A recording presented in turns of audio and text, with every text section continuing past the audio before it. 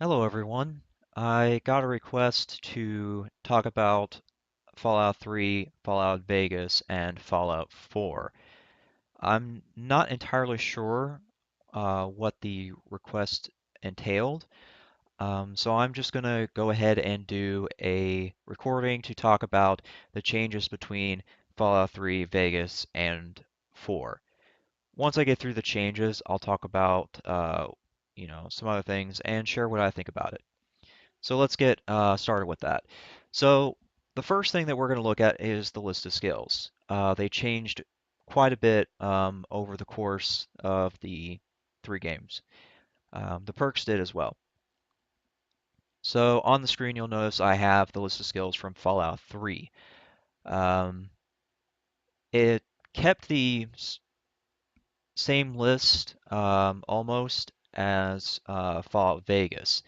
The main difference between the two um, is the survival skill. Survival in Fallout Vegas allows you to cook things, make things, and also do armor crafting. So this was a combined skill for Fallout New Vegas. Um, then when you made the jump to Fallout 4, you just got this giant perk chart, and then the skills were removed. So that's a huge thing. Um, a lot of people don't realize that once you start changing the skill system and the perk system, you also change the mechanics. I can give you an example of this. Now, I haven't done extensive testing on it yet, so somebody in the comments can correct me if I'm wrong. I'm pretty sure in Fallout 4 that the only way you can get criticals is through the VATS system.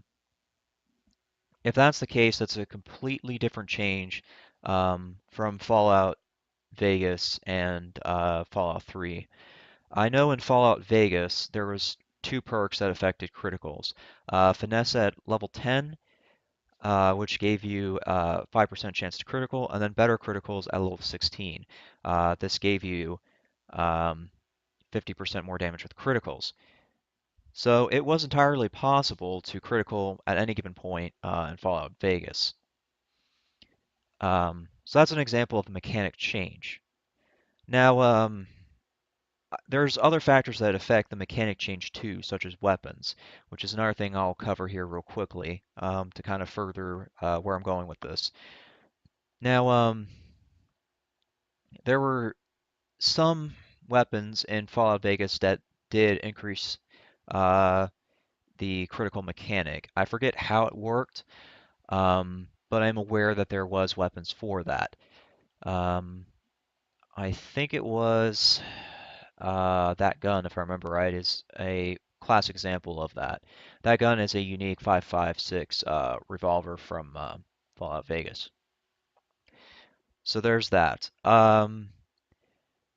As far as the items and things, that definitely did change as well from Fallout 3 um, to Vegas and then finally Fallout 4. Um, I want to say that Fallout 3 and Vegas had a larger weapon and armor pool to work with than Fallout 4. If you notice, I'm still on the Fallout Vegas gun list. If you compare this to the Fallout 4 listing, it's quite a bit different. Let me go and do that. I don't have a page up. I see I forgot that. Um, crap, weapons. All right, so here's the listing from Fallout 4. You'll notice that it's a fairly small comparison. If I flip back here, you'll see that the little blocks for each gun is smaller because there's more in the list compared to this, which is not too many guns, so the boxes are much larger. Um, so there's that. Then another um, change within that system is the armor. Power armor has always been the strongest in Fallout 3 Vegas and Fallout 4. However, in Fallout 3 and um, Vegas, power armor was like just another piece of armor you wore. It didn't have its own, um, special thing to it. Whereas in Fallout 4, it did. In Fallout 4, um, power armor required fusion cells, which was the drawback to its increased protection.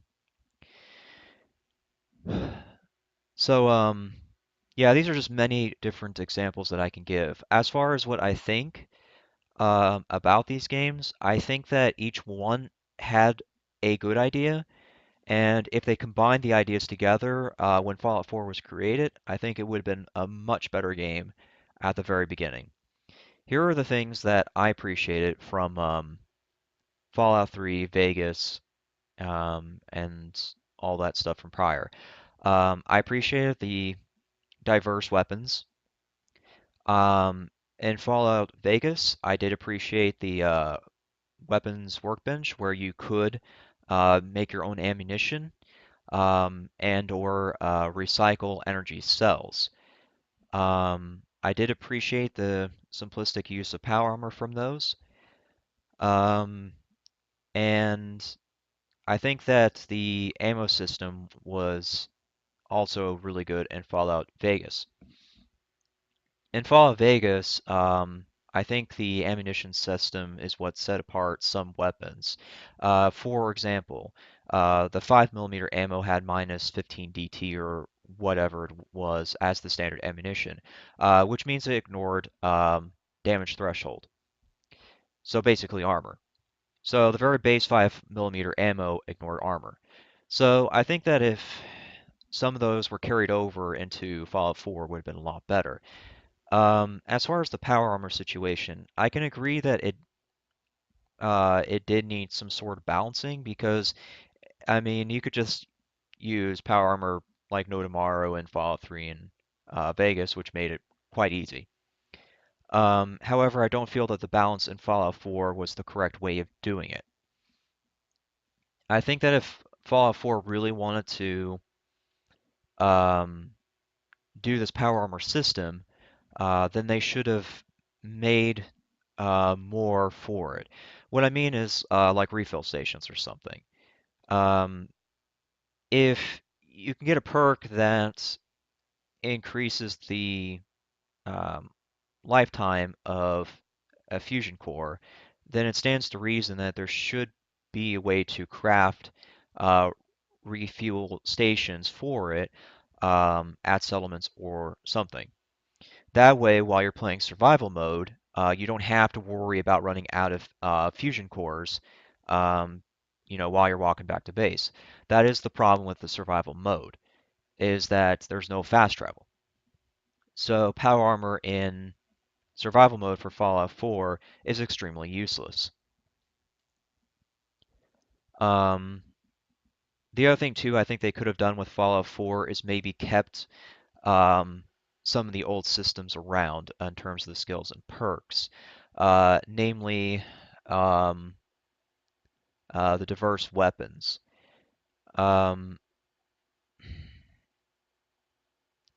I think what they could have done is if they really wanted to simplify things of the diverse weapons, um, then they could have just done it like this, and where that they um, make a perk for small guns, a perk for big guns, and then make subcategories for small guns. Under small guns, it could have automatic or semi-auto. That to me would have been a lot better than dividing it into perks for pistols, perks for rifles, perks for automatics, so on and so forth. Because in that way, the weapons that have virtually no use, such as pistols, do have some use. Because now they're under the same perk as the semi-auto rifles. Now, pistols which are non-existent in Fallout 4 become a little bit more useful. So, these are just kind of some thoughts that I have about it. I've been going on for quite a while, so I'll end it here. Let me know if there's maybe something else you want me to talk about regarding this, or if there's different content I can provide. Thanks for listening.